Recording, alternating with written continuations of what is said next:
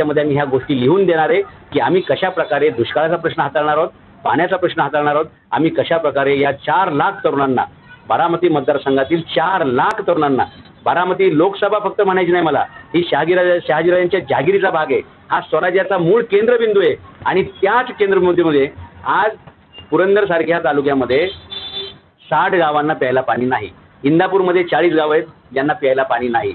आज पुरंदर तालुक्यात अख्खा दुष्काळी जाहीर झालेला आहे. म्हणजे बारामती लोकसभा मतदारसंघात जे 6 तालुके येतात त्यातले किमान 50% भाग आज ड्राय आहे.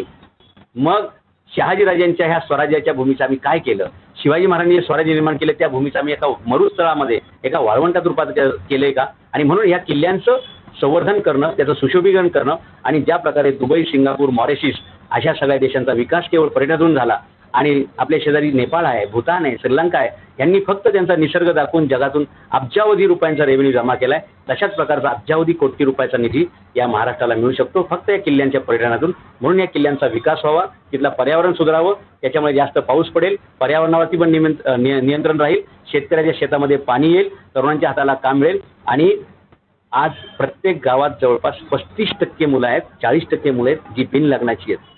आणि बिन लग्नाची असण्याचं कारण एकच आहे की त्यांच्या हाताला कोणताही रोजगार नाही. या 35% मुलांची लग्न लावून देण्याची सुद्धा आम्ही लेखी हमी देणार आहोत.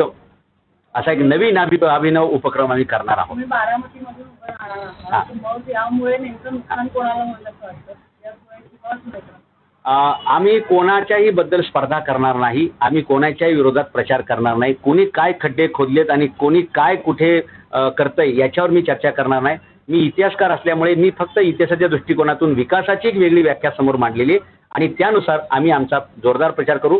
आणि जे 5,80,000 म्हणजे 6 लाख लोक आहेत की जे कधीही या दोघांनाही मतं देऊ शकत नाहीत, देऊ इच्छित नाहीत. मी अनेक लोकांशी, तरुणांशी बोललो, ते म्हणले नोटाला मत देण्यापेक्षा आम्हाला एक चांगला माणूस मिळाला तर आम्ही त्याला खचून मतं देऊ. त्यामुळे 6 लाख मतं आम्हाला अनपेक्षितपणे मिळतील अशा प्रकारची आम्हाला अपेक्षा आहे. आम्ही कोणाच्याही वादात पडणार नाही, आम्ही कोणाच्या फंदात पडणार नाही, कोणाच्या भानगडीत पडणार नाही. विकास आणि विकास एवढंच काम आम्ही हातात घेऊन जाणार आहे. आणि आम्ही कुठेही, आम्हाला माहिती आहे की खूप दादागिरी होणार आहे, खूप प्रकारचं भानगडी होणार आहेत, सभा आम्हाला घेऊन दिल्या जाणार आहेत. त्यांच्या सभा चौकात होतील, आमच्या सभा लोकांच्या हृदयात होतील, एवढंच आम्ही सांगू.